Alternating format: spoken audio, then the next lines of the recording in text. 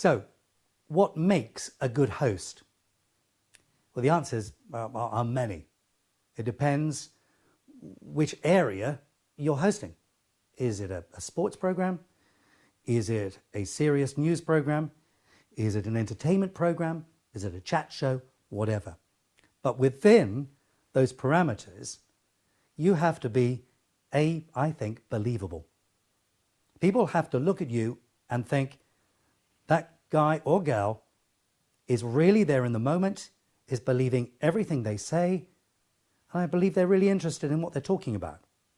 The moment, the camera is so close. The camera can be right up close in those eyes. The moment you're disinterested, the moment you're thinking about something else, the audience will know it. So you have to be believable. You have to be that person that is really there in the moment. You have to be interested.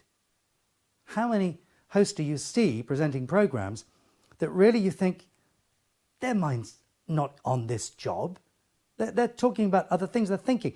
The guest will have replied to one of their questions, and the question that they then ask seems to be out of nowhere. Did you not listen to what was just said?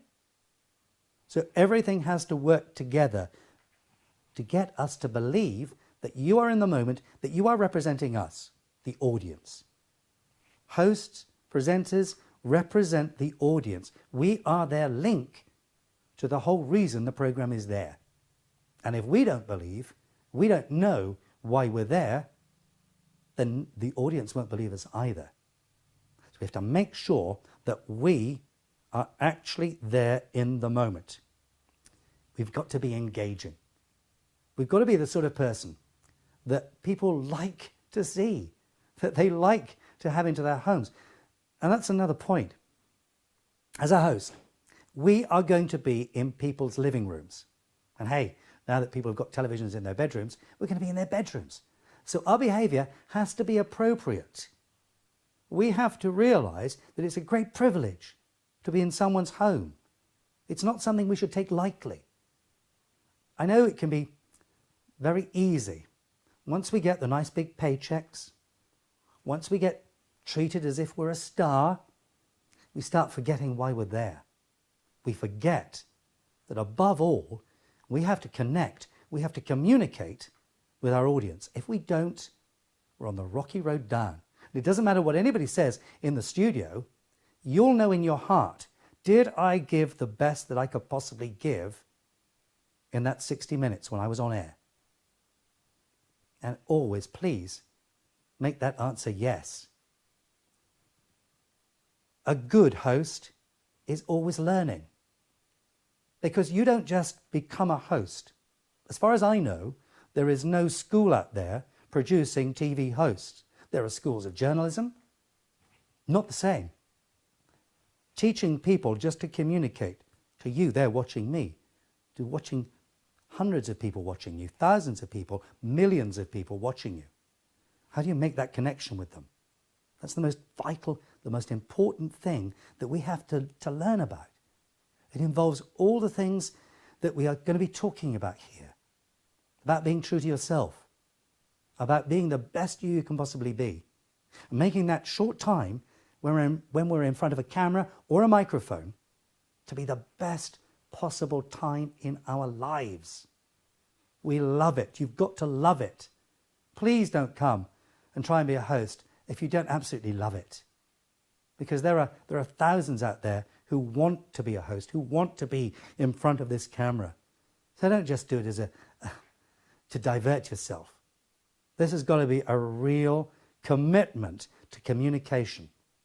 And if you're committed to communicate with your audience, you're on the right track.